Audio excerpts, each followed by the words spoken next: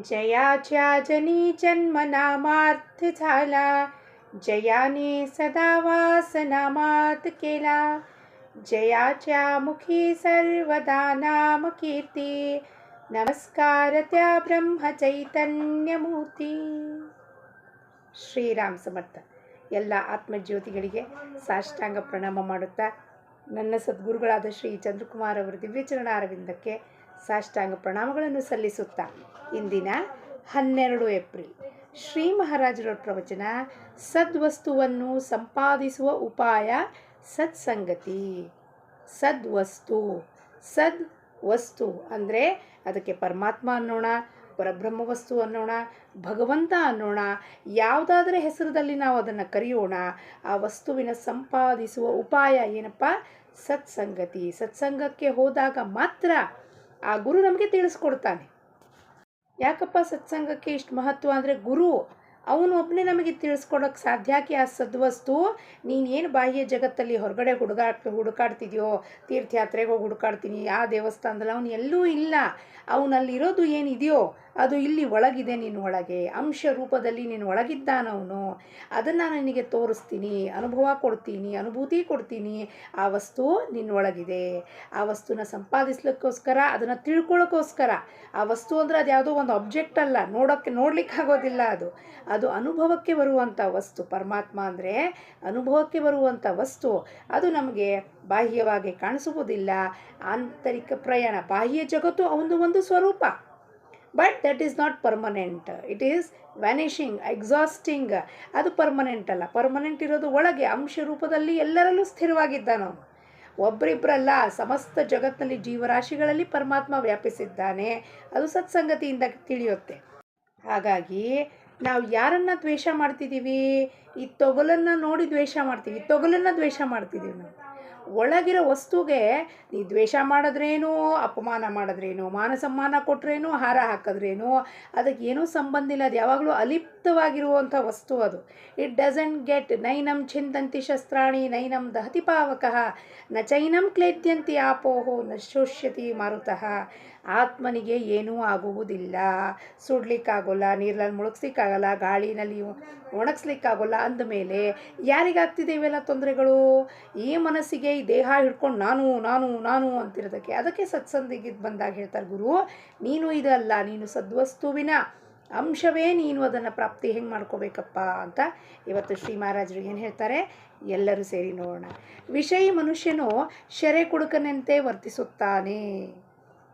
ಸತ್ಸಂಗದಲ್ಲಿ ಒಬ್ಬರು ಯಾವಾಗಲೂ ಕೇಳ್ತಾರೆ, ಯಾಕೆ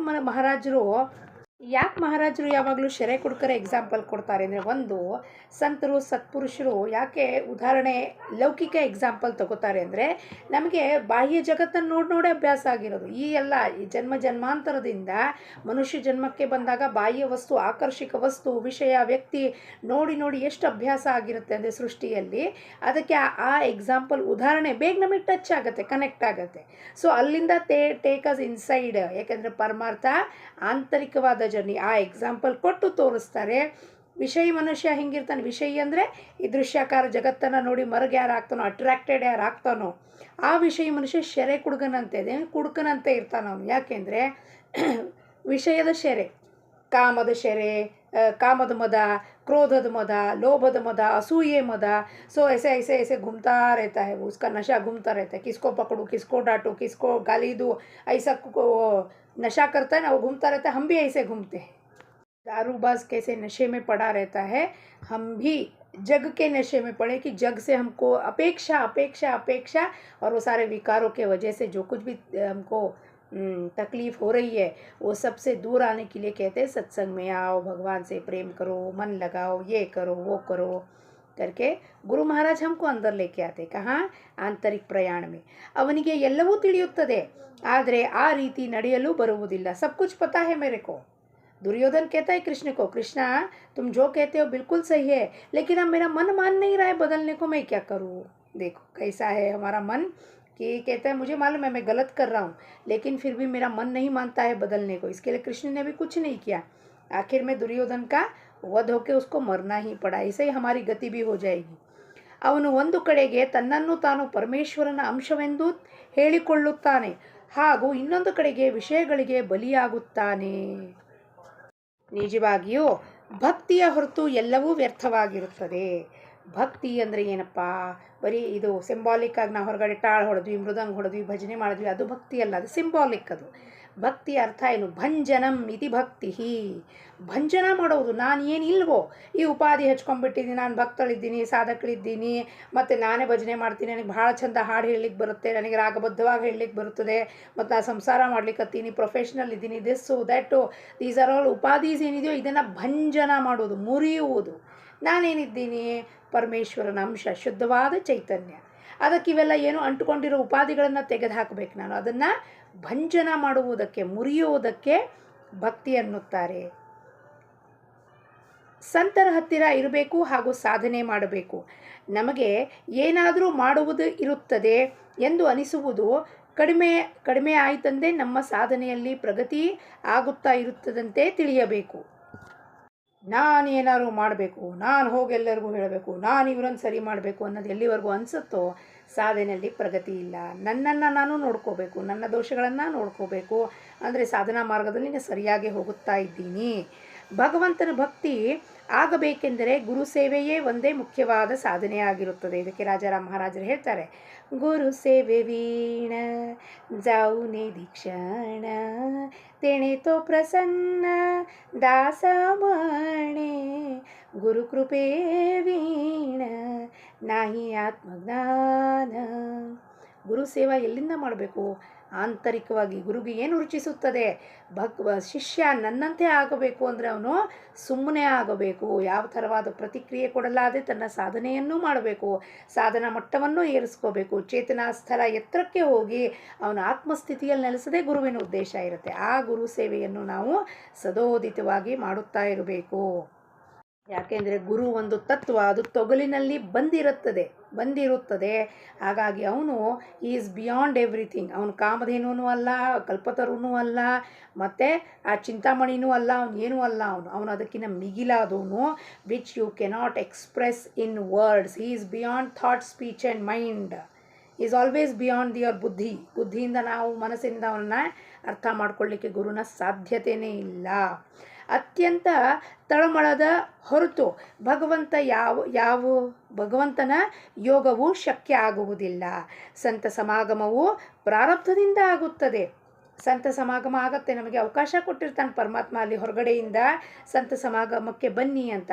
ಆದರೆ ಇವತ್ತಂಕ ನಿಜವಾಗಿಯೂ ಹೋಗಿ ನಾವು ಸಂತರನ್ನು ಸಮಾಗಮ ಮಾಡಿದ್ದೀವಾ ಅನ್ನೋದನ್ನು ನಮಗೆ ನಾವು ಪ್ರಶ್ನೆ ಹಾಕ್ಕೋಬೇಕು. ಬಾಹ್ಯ ಜಗತ್ತಿನಲ್ಲಿ, ದೃಶ್ಯಾಕಾರ ಜಗತ್ತಿನಲ್ಲಿ ಯಾರು ಬಂದರು, ಯಾರು ಬರಲಿಲ್ಲ, ಊಟ ಚೆನ್ನಾಗಿದ್ದ, ಇಷ್ಟ್ಯಾಕಾಯಿತು ಅಷ್ಟ್ಯಾಕಾಯಿತು ಕಳೆದು ಹೋದಿದ್ದಾಗ ನಿಜವಾದ ಸಂತ ಸಮಾಗಮ ಎಲ್ಲಿ ಮಾಡಿದ್ದೀವಿ? ಸಂತರಿಗೆ ಬಹಳ ಕೆಡುಕು, ಬೇಜಾರು ಅನಿಸುತ್ತೆ. ಇವ್ನು ನನ್ನನ್ನು ಅಷ್ಟು ದೂರದಿಂದ ಭೇಟಿಯಾಗಿ ಬಂದರೂ ಸಹ ನನ್ನನ್ನು ಭೇಟಿಯಾಗಲಿಲ್ಲ ಅವನು. ಅಂದರೆ ಒಳಗೆ ಸಮಾಗಮ ಆಗಬೇಕು. ನನ್ನನ್ನು ನೋಡಲೇ ಇಲ್ಲ ಅವನು, ಗುರು ನೋಡಲೇ ಇಲ್ಲ. ಬಾಹ್ಯವಾಗಿ ಗುರುವಿನ ನೋಟ ನೋಡಿ ಅಲ್ಲೇ ಮರ್ಗಾಗಿ ಆಯಿತು, ಸಮಸ್ಯೆಗಳದ್ದು ಒಂದು ಬಕೆಟ್ ಲಿಸ್ಟ್ ತೊಗೊಂಡು ಹೋಗಿ ಇದು ಸಾಲ್ವ್ ಮಾಡಿ ಅದು ಸಾಲ್ವ್ ಮಾಡಿ ಅಂದ ಕೂಡಲೇ ಗುರು ಏನೋ ಉಪಾಯ ಹೇಳ್ತಾರೆ, ಚೆನ್ನಾಗಿತ್ತು, ಭಾಳ ಚೆಂದ ಹೇಳಿದ್ರು, ನನ್ನ ಪ್ರಾಬ್ಲಮ್ ಸಾಲ್ವ್ ಆಗೋಯ್ತು ಅಂದರೆ next time double peda, double ವಸ್ತ್ರ, ಡಬಲ್ ಹಾರ ಸಹ ಹೋ ಜಾಯೇಗಾ ಉಧರ್. ಆದರೆ ಅವರೊಡನೆ ಸಮವಾಗಿ ನಡೆದಿದ್ದಾದರೆ ಮಾತ್ರ ಅದು ನಿಜವಾದ ಸಮಾಗಮವಾಗಿರುತ್ತದೆ. ಉನ್ಕೆ ಜೊತೆ ಹೋಗಬೇಕು ಅಂದರೆ ಎಲ್ಲಿ? ಒಳಗಿನ ಜರ್ನಿಯಲ್ಲಿ ಜೊತೆ ಗುರು ಆಜ್ಞೆ ಪಾಲನೆ ಅಂತ ಎಲ್ಲಿ ಕರ್ಕೊಂಡು ಹೋಗ್ತಿದ್ದಾನೋ ಅದು ಸುಮ್ಮನೆ ಕಣ್ಮುಚ್ಕೊಂಡು ಹೋಗ್ತಿರಬೇಕು, ಪ್ರಶ್ನೆಗಳು ಹೇಳಬಾರದು. ಆದರೆ ನಮ್ಮ ಮಾರ್ಗವು ವಿಷಮವಾಗಿರುತ್ತದೆ. ಮೀನ್ಸ್ ಹಮಾರ ಉಲ್ಟಾ ಮಾರ್ಗ ಹೇ, ಗುರು ಕೆ ಜೋ ಬೋಲಾ ಉಸ್ಕಾ ವಿರುದ್ಧ ಕರ್ನಾ ಹಿ ಹಮಾರ ಮಾರ್ಗ ಹೇ. ಆದ್ದರಿಂದ ಸಂತರು ಭೇಟಿಯಾಗಿಯೂ ನಮಗೆ ಅವರ ಸಮಾಗಮ ಆಗುವುದಿಲ್ಲ. Quote and quote. ವಿಷಯದಲ್ಲಿ ಮಗ್ನರಾದ ನಮ್ಮನ್ನು ನೋಡಿ ಸಂತರ ಮನಸ್ಸಿಗೆ ಕಳವಳಿಯಾಗುತ್ತದೆ. ನಮಗೆ ಅದರ ಕಲ್ಪನೆಯೂ ಕೂಡ ಬರಲಾರದು. ನಮಗೆ ಅದರ ಕಲ್ಪನೆಯೇ ಇಲ್ಲ, ಅವರಿಗೆ ಎಷ್ಟು ತೊಂದರೆ ಆಗ್ತಿರುತ್ತೆ ಒಳಗೆ, ಇದು ಜೀವ ಒದ್ದಾಡ್ತಿದೆಯಲ್ಲಪ್ಪ ಅಂತ.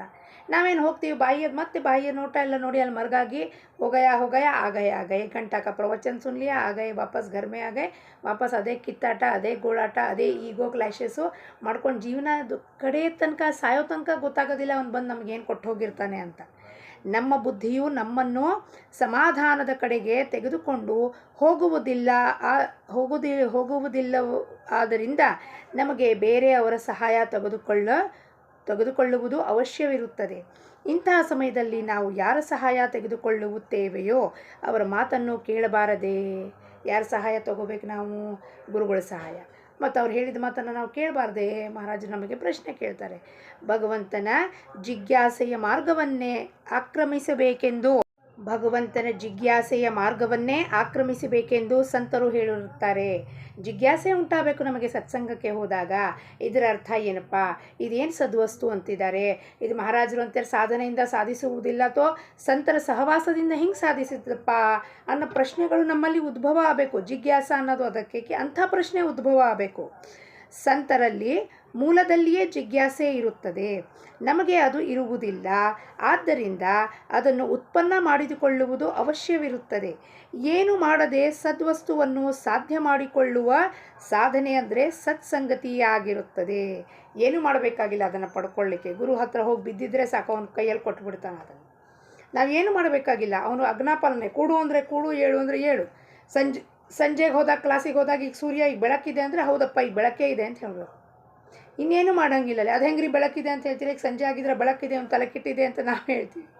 ಅವನಂತ ನಾನು ಏನು ಹೇಳ್ತೀನೋ ಅದನ್ನೇ ಹ್ಞೂ ಅನ್ಬೇಕು.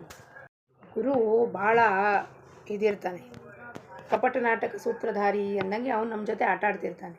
ನೋಡ್ತಿರ್ತಾನೆ ಇವನು ಆಜ್ಞಾಪಾಲನ ಮಾಡ್ತಾನೋ ಇಲ್ವೋ. ನಮ್ಮ ಮನಸ್ಸು ಒಳಗೆ, ಬುದ್ಧಿ ಒಳಗೆ ಆಗಲೇ ಪ್ರಶ್ನೆ ಬಂತು, ಈಗ ಸಂಜೆ ಬಂದಿದ್ದೀವಿ ಕ್ಲಾಸಿಗೆ, ಇವನು ಬೆಳಕಾಗಿದೆ ಅಂತಾನೆ, ಸೂರ್ಯ ಬಂದಿದ್ದಾನೆ ಅಂತಿದ್ದಾನೆ, ಬೆಳಗ್ಗೆ ಇದೆ ಈಗ ಅಂತಾನೆ ಅಂತ ಹೇಳ್ತಿದ್ದಾನಲ್ಲಪ್ಪ. ಅಂದರೆ ಅವನು ಏನು ಹೇಳಿರ್ತಾನೆ? ಎಲ್ಲ ವಿರುದ್ಧವಾದ ಮಾತನ್ನು ಹೇಳ್ತಾನೆ. ಎಲ್ಲಿ ನಾವು ಹೋಗಿ ನಮ್ಮ ಮನಸ್ಸು ಬುದ್ಧಿ ಉಪಯೋಗಿಸಿ ಅವನ ಮಾತನ್ನು ಖಂಡನೆ ಮಾಡಬೇಕು ಅಂತಲೇ ಅವನ ಉದ್ದೇಶ ಇರುತ್ತೆ. ಅವಾಗ ಅವನು ಹೇಳ್ತಾನೆ, ನನ್ನ ಆಜ್ಞಾ ಪಾಲನ ಮಾಡ್ತಾನೇ ಇಲ್ಲ ನೀವು. ದೊಡ್ಡದಾಗಿ ಹೇಳ್ತೀರಾ ನಾನು ಝಂಡ ಹಿಡ್ಕೊಂಡು ನನ್ನ ಗುರೂಜಿ ಅಂತ. ಆದರೆ ನಾನು ಹೇಳಿದ ಎಲ್ಲ ಮಾತಿಗೂ ವಿರುದ್ಧ ಮಾಡ್ತಿದ್ದೆ ನಿನ್ನ ಮನಸ್ಸು ಬುದ್ಧಿ. ಎಲ್ಲ ಆಜ್ಞಾ ಪಾಲನೆ ಮಾಡಿದೆ. ಭಾಳ ಕಠಿಣ ಇದೆ ಗುರು ಹತ್ರ ಇರೋದು. ಸತ್ಸಂಗತಿಯು ಅತ್ಯಂತ ಅಪೂರ್ವ ಕಾರ್ಯ ಮಾಡುವುದಾಗಿರುತ್ತದೆ. ಮನುಷ್ಯನ ಸೌಭಾಗ್ಯದಿಂದಲೇ ಅದು ಪ್ರಾಪ್ತವಾಗುತ್ತದೆ. ಯಾರಾದರೂ ತಿರುಗುಣಿ ಮಡುವಿನಲ್ಲಿ ಸಿಕ್ಕಿರೆ ಅವನ ಹೊರಗೆ ಬರಲು 2 ಮಾರ್ಗವಿರುತ್ತದೆ. 1. ಉತ್ತಮ ಈಜುಗಾರನು ಆ ಮಡುವಿನಲ್ಲಿ ಜಿಗಿದು ಅದನ್ನು ಭೇದಿಸಿ ಅವನನ್ನು ಹೊರಗೆ ಎಳೆದು ತೆಗೆಯುವುದು. ತಿರುಗುಣಿ ಅಂದರೆ ಇದು ಸುಳಿಯಲ್ಲಿ ಸಿಕ್ಕಾಕೊಂಡಿದ್ರೆ. ಈ ಉಪಾಯಕ್ಕೆ ಅತ್ಯಂತ ಸಾಮರ್ಥ್ಯ ಬೇಕಾಗುತ್ತದೆ ಅಂತ ಒಬ್ಬ ಸ್ಕಿಲ್ಡ್ ಡೈವರ್ ಅಥವಾ ಸ್ವಿಮ್ಮರ್ ಬೇಕಾಗತ್ತೆ. 2ನೇ ಉಪಾಯವೇನೆಂದರೆ ತಾನೇ ತಿರುಗುಣಿಯಲ್ಲಿ ಮುಳುಗಿ ನೀರಿನ ತಳಕ್ಕೆ ಹೋಗಿ ಕೆಳಗಿನಿಂದ ಹೊರಗೆ ಬರುವುದು. ವಿದ್ವತ್ತೆಯು ತಿರುಗುಣಿಯಂತೆ ಇರುತ್ತದೆ. ಮೇಲೆ ಮೇಲೆ ನೀರು ತಿರುಗುತ್ತಾ ಇರುತ್ತದೆ, ತಳದಲ್ಲಿ ಅದು ಶಾಂತವಾಗಿರುತ್ತದೆ. ಅದರಂತೆ ಯಾರು ಮೇಲಿನ ವಿದ್ಯೆಯನ್ನು ಕಲಿತಿರುತ್ತಾರೋ ಅವರು ವಾದ ವಿವಾದದ ಹಾಗೂ ಮತಾಂತರದ ಚಕ್ರಗಳಲ್ಲಿ ಸಿಕ್ಕಿ ಬೀಳುತ್ತಾರೆ. ಯಾರು ಮೇಲ್ ಪಾಂಡಿತ್ಯ ಜ್ಞಾನಕ ಶಬ್ದ ಮಾತಾಡ್ತಿರ್ತಾರೋ, ಒಳಗೆ ಆಂತರಿಕವಾಗಿ ಸಾಧನೆ ಮಾಡಿರೋದಿಲ್ವೋ, ಅವ್ರೇನು ಮಾಡ್ತಾರೆ, ಹೀಗೆ ಚಕ್ರದಲ್ಲಿ ಸಿಕ್ಕಾಕೊಂಡು ಬಿದ್ದು ಒದಾಡ್ತಿರ್ತಾರೆ. ಅವರು ಮೇಲಿನ ವಿದ್ಯೆ ಕಲ್ತ್ಕೊಂಡ್ರೆ ಏನಾಗುತ್ತೆ ಪ್ರಾಬ್ಲಮ್ಮು? ನಾವು ವಾದ ವಿವಾದ ಚಕ್ರದಲ್ಲಿ discussion, heated arguments and debate. Why I want to prove my point, I am right, always I am right and you are wrong. That is not the case. ಇದು ಮೇಲಿಂದ ಆರ್ಗ್ಯುಮೆಂಟೇಟಿವ್ ಮೋಡಿಗೆ ಹೋದರೆ ನಮ್ಮ ಸಾಮರ್ಥ್ಯ, ನಮ್ಮ ಎನರ್ಜಿ, ನಮ್ಮ ಶಕ್ತಿ ವ್ಯಯ ಆಗೋಗುತ್ತೆ. So it is very much ಸಾಧಕನಿಗೆ ಎಚ್ಚರಿಕೆ ಏನಿರುತ್ತೆ ಅಂದರೆ ಅವನಿಂದ ಫಾಲ್ತು ಮಾತಲ್ಲಿ you should not get involved in any kind of argumentative ಮೋಡಿಗೆ ಹೋಗ್ತಿದೆ ಅಂತಲೇ ಗೊತ್ತಾದ ಕೂಡಲೇ ಅವ್ನು ಸುಮ್ಮನೆ ಬಿಡಬೇಕು, ವಿಡ್ರಾ ಮಾಡಿಕೊಂಡು ಹೆಂಗೆ ಟಾರ್ಟಾಯ್ಸ್ ಅವಯವಗಳನ್ನು ವಾಪಸ್ ತಗೊಳುತ್ತೋ, ಈ should take back. And yes, you are right Baba, your ego is satisfied, हो गया काम, मेरा क्या जाने का है, लॉस क्या है, फ़ायदा क्या है, कुछ नहीं है इधर, प्रॉफिट नहीं है, लॉस नहीं है, तो बेकार में तुमसे हीटेड आर्ग्यूमेंट करने की ज़रूरत नहीं है. वो वाइज है, वो होशियार है जो ऐसा आर्ग्यूमेंट से अपने आप को विड्रॉ करता है. मूर्ख लोग क्या करते हैं, डिबेट में फंसकर तिरगुಣಿನಲ್ಲಿ ಸಿಕ್ಕಾಕೊಂಡಿರ್ತಾರೆ ಅವರು. ಆದರೆ ಯಾರು ಆಳವಾಗಿ ಹೋಗಿರುತ್ತಾರೋ ಅವರಿಗೆ ನಿಜವಾದದ್ದೇನೋ ಎಂಬುದು ತಾನಾಗಿಯೇ ತಿಳಿಯುತ್ತದೆ. ಸದ್ವಸ್ತುವು ಎಲ್ಲ ಕಡೆಗೂ ಒಂದೇ ಇರುತ್ತದೆ. ವಿದ್ಯೆ ತಿರುಗುಣಿಯಲ್ಲಿ ಸಿಕ್ಕವನು ಹೊರಗೆ ತೆಗೆಯುವ ಕೆಲಸವು ದೊಡ್ಡ ಸಂತರಿಗೆ ಮಾತ್ರ ಸಾಧ್ಯವಿರುತ್ತದೆ.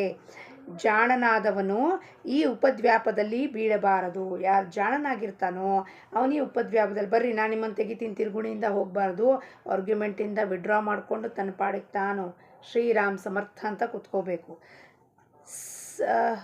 ಸಹಸ್ರಾರು ಜನರನ್ನು ಭಗವಂತನ ನಾಮಸ್ಮರಣೆಗೆ ಹಚ್ಚುವುದೇ ಸಂತರ ಕೆಲಸವಾಗಿರುತ್ತದೆ.